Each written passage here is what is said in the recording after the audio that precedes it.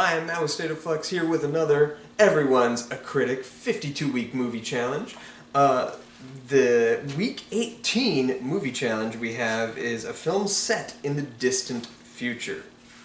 As slightly advertised last week, I went with Star Trek of Gods and Men, a feature-length film that's kind of unique. We'll discuss it. I'm assuming a lot of you probably haven't heard of it.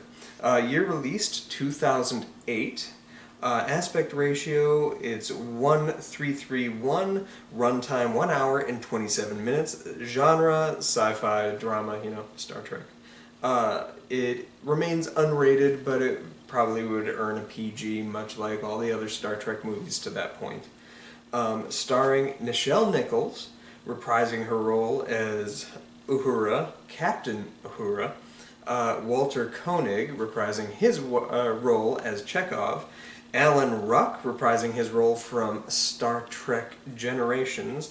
Longtime Star Trek alum Tim Russ. And Chase Masterson. There are also plenty more Star Trek peeps sprinkled throughout this. Directed by Tim Russ. Written by Ethan H. Koch, Sky Douglas Conway, Jack Trevino, and Tim Russ. Music by Justin R. Durban. He does a pretty solid score. It feels very next-gen-y in its scoring. But it actually kind of hits a couple nice emotional beats. Produced, there is no real producer, because this, and is probably why you haven't heard of it, is a fan film. It was funded largely out of pocket from the people involved with making it. I don't know if it was supposed to be like a pilot to a new show, or really what their plan with it was, but this is one that I'd heard about for quite a while, and never had actually watched. Getting ahead of myself. Let's move on. Awards received, as it's no real actual movie, didn't receive any awards. Why did you choose this particular film? Well, the way I got to this movie was very long and storied.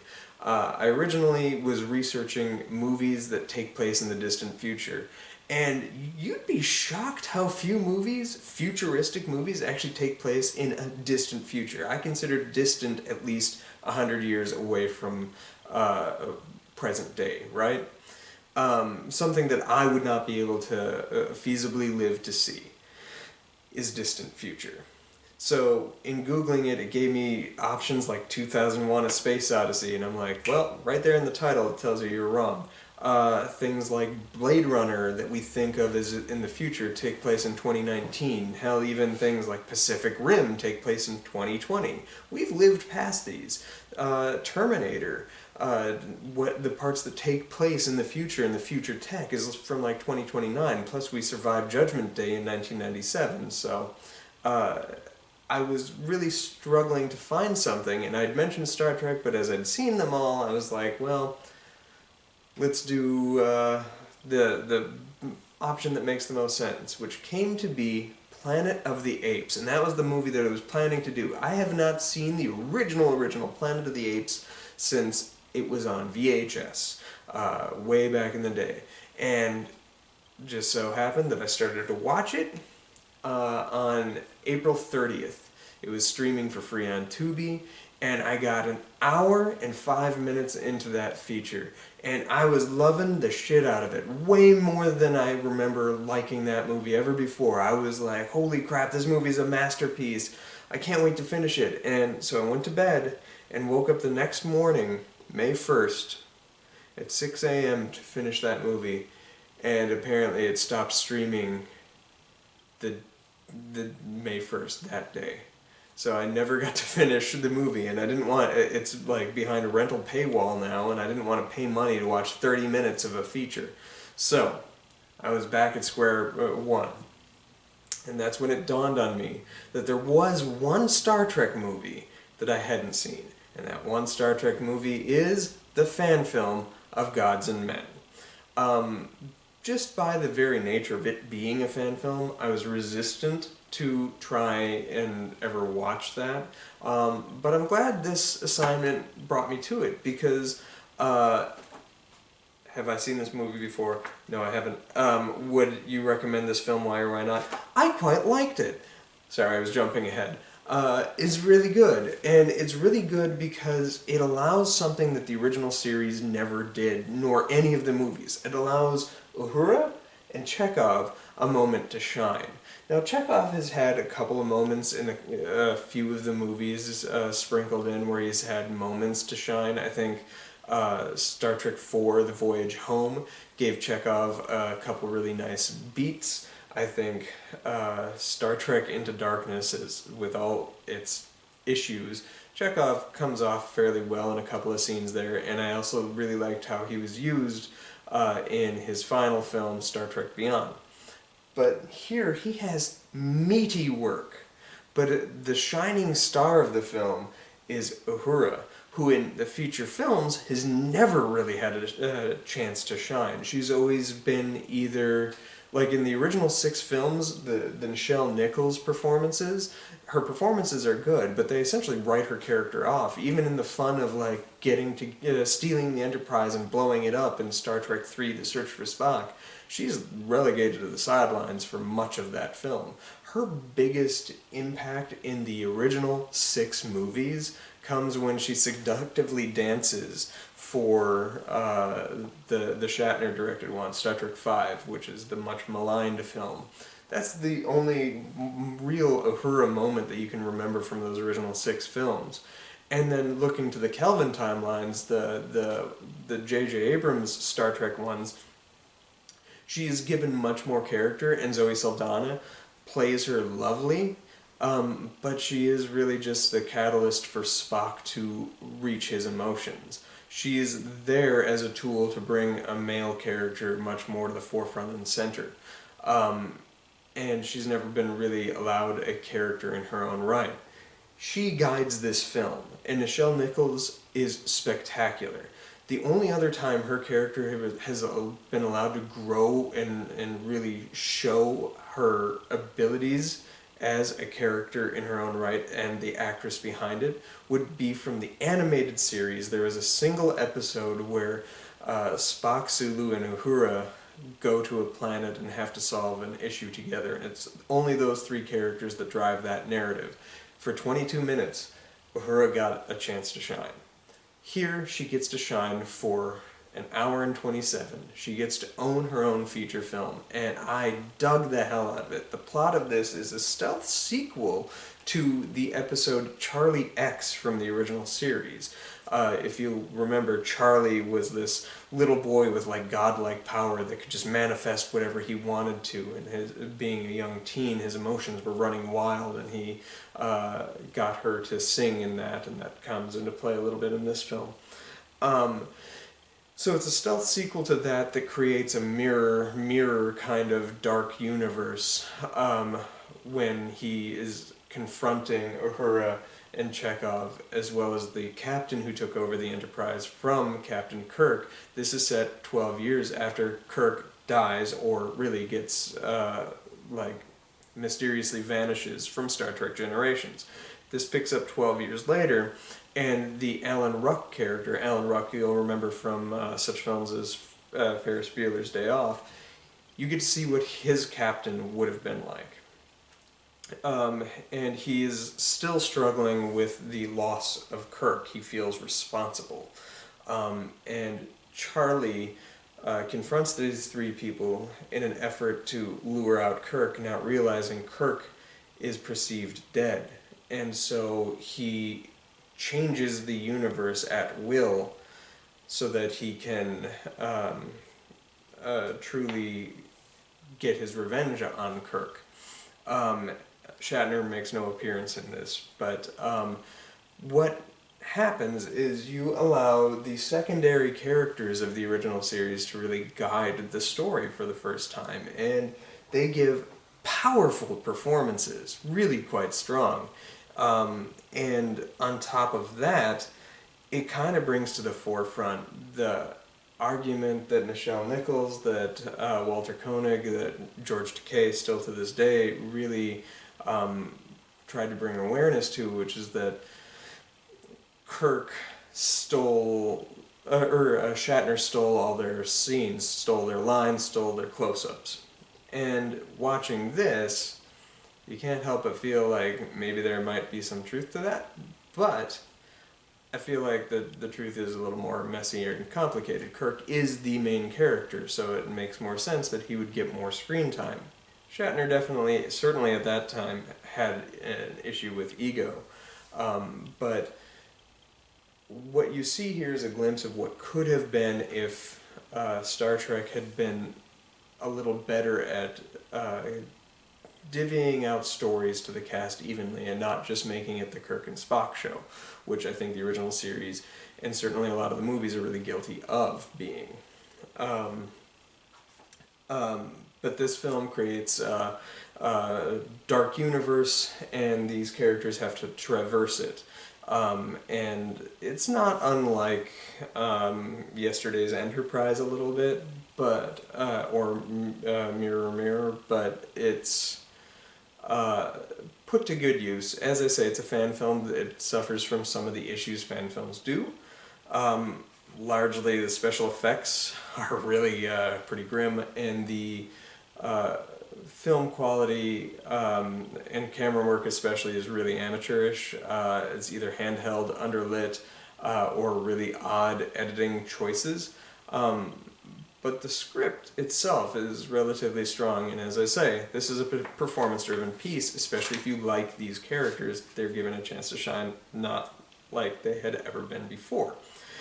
Which character were you most able to identify with or connect with, and in what way? I would say Uhura. I think she's always been a captivating and interesting character. This allows you to dive deep into her intellectually, which we didn't get to see a ton of in the past. And best line or memorable quote, this kind of dives into that. Uhura really has some strong relationships with various Vulcans in this film. Which, like, if you were to watch this chronologically, sounds like there's like a, it ties back into the whole Kelvin timeline thing, which I thought was kind of neat, even though that would have been a film off into the future. And she really struggles with the Vulcan notion of, Spock's quote of, the needs of the many outweigh the needs of the few or the one. She takes umbrage with that, and in a pretty strong scene early on in the film, she says that, yeah, that's a great sentiment from a certain perspective, but it's also a sentiment that it can be weaponized to create structures of institutionalized racism and maybe even genocide. And I like that it's her character that would find that perspective, because of course she would. She comes from an entire race of beings who, of people who have been relegated to marginalized, and the needs of the many certainly could be argued is the how slavery came to be.